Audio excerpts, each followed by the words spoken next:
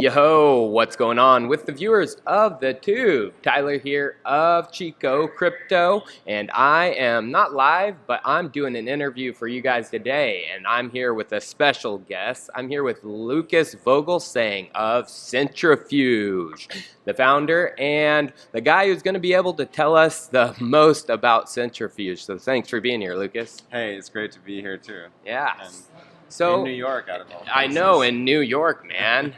Crazy that I'm here. Crazy that we're all here and we're all having a great time. Yeah. So my first question is for the viewers who don't know what Centrifuge is all about. So could you explain what Centrifuge is in layman's terms? Yeah. So we bring real-world assets into DeFi. We allow users to finance their homes, to borrow money against revenue that a small business might have. And on the flip side, we allow crypto users or investors who have stable coins to invest those and earn interest on these stable assets. So really what we're doing is we're taking all these assets that exist in the real world and allowing people to use those in crypto, to use those in DeFi, to grow sort of the possible use cases that DeFi has of crypto native tokens today to this giant trillions of dollars in assets that are all around us here and today are traded just on Wall Street. Exactly. From everything from real estate to, possibly even vehicles to, farmland, business invoices. Businesses, Yeah. So my next question is regarding the investment pools that you guys have. There's certain levels of investors within, Centrifuge. There's a drop in 10 token holders. So could you explain that for the viewers? Yeah, so how we bring these assets on-chain is we actually create sort of on-chain credit funds. You could say this is a simplified description. So we allow a borrower to borrow money, but we then put that loan into a pool, and investors can then buy tokens from that pool, owning a share of a whole portfolio of loans. So a few benefits to that. There's a benefit that, you don't need to buy a full loan. You can actually buy $10,000 worth of loans, right? You can then keep some of it, sell some of it. You can have multiple investors come together and sort of fund this, right? So this concept is called securitization in the traditional financial world, and so you basically, that's where the word security is coming from. You issue a security that represents your ownership in this. But we do actually something more. We sort of, when you look at these assets, typically there are two rough categories of investors. The investors that want stability and low risk and maybe just want a small stable interest rate. This is the senior token. And we have investors that know these assets very, very well and like to take a leveraged, very risky position in exchange for having a higher return. And so what you actually do is you have these the senior investors, we call those drop tokens in a pool, be secured or insured by the junior token investors. So you can sort of say, if I invest in a junior, I take losses first. So if there's a loss in the portfolio, I cover those first, which means that the senior investors are only affected if there's really a big loss, right, where the junior investors can't cover it fully anymore. But then as a junior investor, I have this variable return that just depends on how many losses occur and how much interest can be charged of the overall portfolio. And as a senior investor, I get this insurance and I pay for it with a lower interest rate. Okay, that's interesting, because the one thing I've always wondered is, when is senior going to be open to the public? Is it possible for anyone, a drop investor to become a junior or a senior to become a junior? Investor, yeah. So there's not really a technical reason why it's not that easy yet to invest in the junior tokens. Those are called TIN tokens. The main reason is because of this very risky nature and sort of leveraged nature of these tokens. They're much less sort of constant and stable, and it's also you need to do more homework. You need to be more sure about these assets and know them better, right? So that's why when we launched, we sort of primarily said users on the site, on the DApp, they can without anybody's sort of help, can just go and sign up and invest in senior tokens. If you want to invest in juniors or in the tin tokens, that's still technically possible. You can reach out to the asset originators and ask them, and sort of if you're interested in doing that, you feel comfortable with the risk. You need to have a bit of a longer time frame, because as those assets are more volatile, it just might be that you need to wait a bit longer for actually like there to be liquidity for the price to develop the way you want it to develop. So it is possible, but then just reach out, and I believe the asset originators will generally be open to bringing on tin investors, provided these investors are comfortable with that risk that they're taking. That's great information, because I'm sure there are, some that like risk. Some and they're probably joined and they didn't know that, Yeah. So that's great information. Yeah. So one thing that I can say about this is something we want to do before we sort of as we're developing the product, we absolutely want this to be self-service as well, the way that the drop tokens are. We want to get a bit better at showing the information, the risk, the past performance, and sort of how this works before we do that. And that's really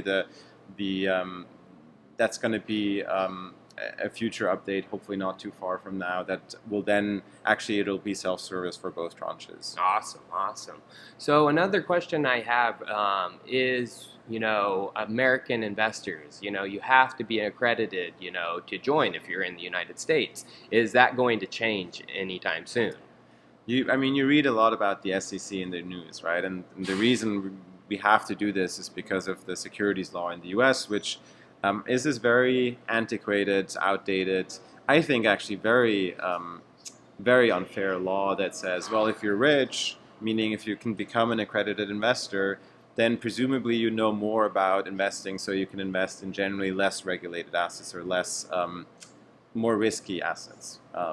And so when you look at our traditional world, right, like all of these publicly traded companies, the reason they're publicly traded is because they've actually had enough money to go through this very, very expensive process. It can cost like $200 million easily to list a company, to actually then like do all this regulatory overhead and actually get the status that they're now able to sell to non-accredited investors.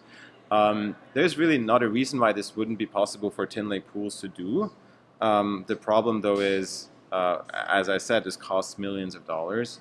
And so we need to work on, there's a lot of probably improvements we can make within the law to actually get to that point by just improving the technology and making this process easier.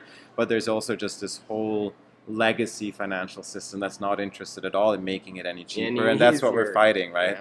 Yeah. And so I think also like really we just need to tell the SEC just how backwards this is, and sort of lobby for sort of maybe updating this law and revising it a bit. The reason for this law, right, is to protect people from scammers that are just trying to promise unrealistic returns and then and then sort of get people to pour their life savings into it and then end up in bankruptcy, right? That was the reason why this law was created, and sort of this spirit of the law is maybe not bad, but I think the world has moved on, and but this 100-year-old law, I think we need to think of how we still protect consumers from that, but not with the system we have today.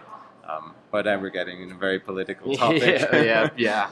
So let's talk about, the growth of the platform. So you guys are integrating with some big DeFi protocols out there. MakerDAO is one of the ones that I'm super excited about. So could you explain the MakerDAO integration, how that could, raise you guys up to 1 billion, beyond TVL? Yeah, so we've been working with Maker for a very long time in sort of bringing our tokens, our real-world assets, on Maker as collateral, because Maker wants crypto uncorrelated collateral. They want diversity because that means for them security. It makes their stablecoin more secure when the market moves, right? So that's why we've been working together with them. for our asset originators, Maker is a great way to borrow money, right? Because you can mint your own DAI, you can just go there and do sort of like get money very cheaply, and so it's a great partnership. Maker, I think, we went live in April. The first DAI ever minted from real world assets was in April. That was real estate, and so that I think we were then like sort of at around 1 million back then.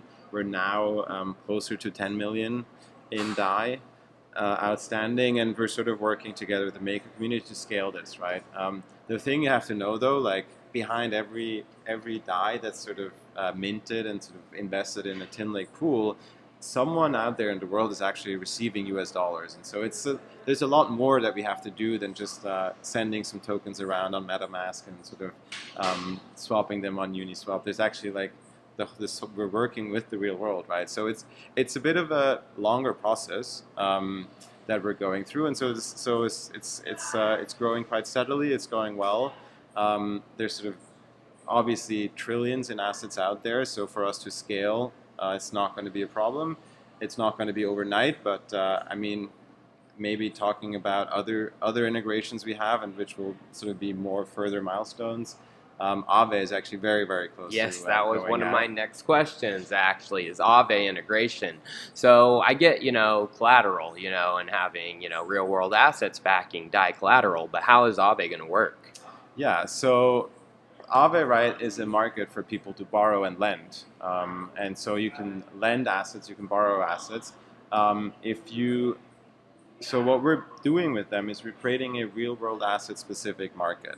So there will be like the AAVE Polygon market today, like the AAVE V2 market, there will be an AAVE Centrifuge real world asset market where AAVE users can go in, deposit DAI into the pool, into the market, sorry, and then the Centrifuge asset originators can borrow this DAI from AAVE users to originate loans using their tokens as collateral. So it's for AAVE users a way to get exposure to a different asset class and earn yields on their stable coins by sort of making it available to any pool that has a need for liquidity. And for these pools that these asset originators run, they can sort of go in and borrow whenever they have need, and they can repay, and sort of the AAVE market dynamics sort of make sure that the capital is allocated as efficiently as possible to whoever has a need. So is that like a way to actually use other stablecoins with your platform?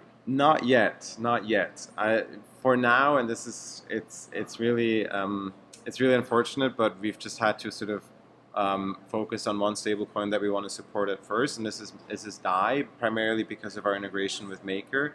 But we are working on sort of supporting more stablecoins in the future. The one good thing is that with Curve and with sort of all of these new AMMs, it actually has gotten a lot easier to swap your USDC to DAI, and DAI has gotten a lot more stable. Like, I mean, 2 years ago, you would frequently see 2-3% easy up and down, DAI. right? Yep. The arbitragers on that insane, we're loving. Yeah.